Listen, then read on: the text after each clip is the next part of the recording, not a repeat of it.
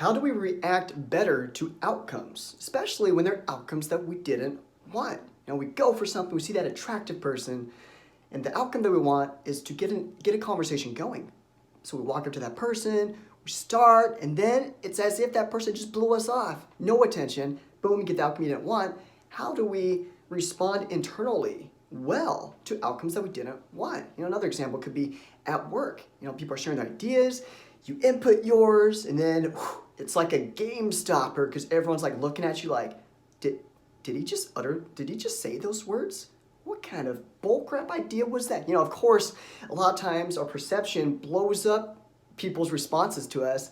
They probably just didn't think that much of it, but the story that we can tell ourselves is, oh, I was so pathetic. Did you see the way everyone was looking at me? Their jaws dropped to the floor. It was like I cursed their mother's grandfather or something, like disrespected their ancestry.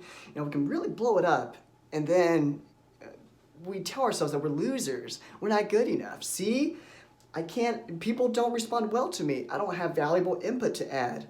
I don't like myself. I'm not good enough. And then we carry that energy with us everywhere we go. And it feeds our anxiety, it feeds our depression, and it just keeps us back on the sidelines. Because if this is how the world responds when we say what's on our mind, when we're ourselves, then no thank you. Sign me out. This is not what I want. I'm going to stay in my comfort zone where it's safe and not speak up. And then every day, well, I guess I'm just not going to connect and engage and live fully, so that sucks too. And then we get stuck in this like hell, this vicious cycle where we want to engage with the world, but we don't because it's freaking scary and we get the outcomes that we don't want. So what if we could flip the script? What if we could change that whole experience so that no matter how the world responded to us, we were okay no matter what? We say a joke, people don't laugh, and we feel great anyway. How do we get to that point? How do we reside in that state? How do we stay with those feelings that, hey, no matter what happens, I truly and deeply love myself no matter what? No matter what happens, I know I am awesome. It's okay. People don't gotta laugh at my jokes. People ain't gotta respond to me if I go talk to someone attractive. They don't gotta respond to me. I'm gonna be me. I'm gonna do what I wanna do. If it doesn't work, I'll find someone else. Life moves on. Your energy, your flow continues onward. It just, you know who you are, you know your mission, you know your purpose, and you know where you wanna go. And that's the kind of energy we want to have. But how do we get to that place? Well, excellent question. I have here a shoe in my hand. It's a Nike shoe. Just got it last week. About time to upgrade my shoes. I've had the previous ones for like over a year. Kind of got holes in it. So here's a new shoe. Now, pause. What are you thinking? You're looking at the shoe. Nike shoe. It's black and white. Nike Flex Experience is what it says. And you're going to have your own opinions about the shoe, right? You might be like, that's a pretty cool shoe. I like the fact that it's clean, it looks new, I like that, but as far as practicality of it, I personally wouldn't wear that shoe, Or maybe you're like, dude, yeah, right on, man, 10 out of 10, well done, nice job, I couldn't have chose better myself. Or you could be like, gross shoe, wow, who are you? You know what? All respect for you, lost, all because of your shoe choice. Everyone's gonna have a different opinion. Some people will agree with each other, some people won't agree with each other. But does that change my own choice, my own power to give whatever meaning I want to this shoe? Because someone says they don't like the shoe, does that mean now I have to be under that spell and I have to think my shoe is ugly and bad? Well, first of all, off that logic, it doesn't even make sense because everyone, if you were to take a poll of everyone in the whole wide world, there'd be different meanings given to this shoe. So who do I believe? Who do I listen to? And that's because that logic is flawed. It doesn't matter what other people think.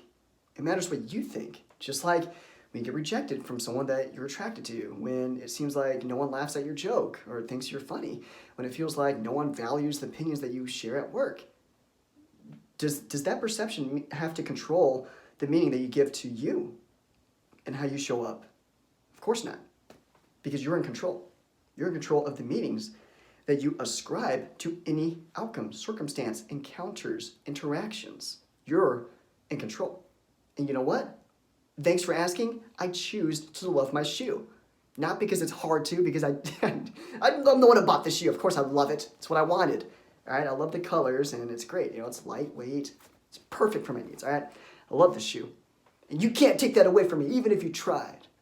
And so that's the point I'm trying to make. No one can take any positive meaning you give to yourself. No one has that power.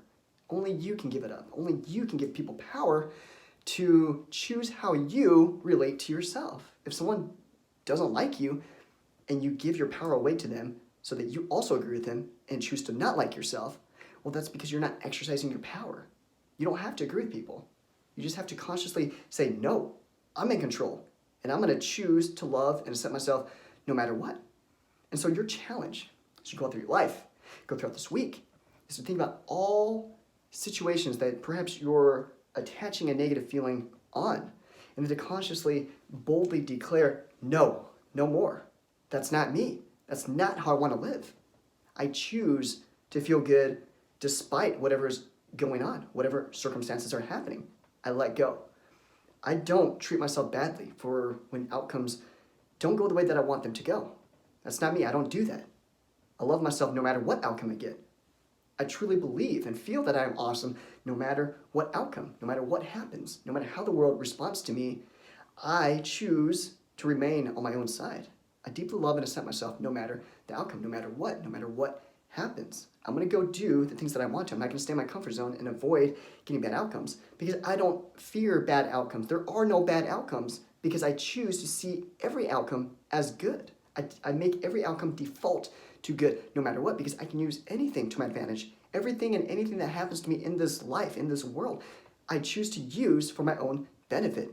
And that is some mad power once you get there. That is some mad confidence. You are truly unstoppable when you come from that place because from that place, you're willing to do whatever it takes. You're willing to take whatever action it takes to get the results that you want in your life, in your social life, romantic life, career life, health, fitness, you name it, all areas that matter most to you. So bring it home now. Think about 1 or 2 or 3 situations with some negative meaning that you're attaching to it. And what are you going to do? That's right. You're going to let it go. You're going to give it a good meaning, that you're awesome no matter what. And then return to this shoe analogy going forward whenever you catch yourself giving a bad meaning to some outcome. Excellent work. Awesome. Good stuff. This is freaking awesome. Good job. Way to hang in there. I'm so glad you're watching this because this is some powerful work. Confidence is a skill. It's a muscle. We can build it much faster and easier than we can even imagine possible. It's through this type of work, this kind of repetition, that's going to get us continually to that next level. There is no limit to confidence. And the more we have, the more loving we are, the more loving we are to the world. And it just makes everything better. We feel so much better too. And if you want to build confidence at a much quicker rate, then click the link below. Get my ebook, free ebook, 5 steps to break the anxiety barrier.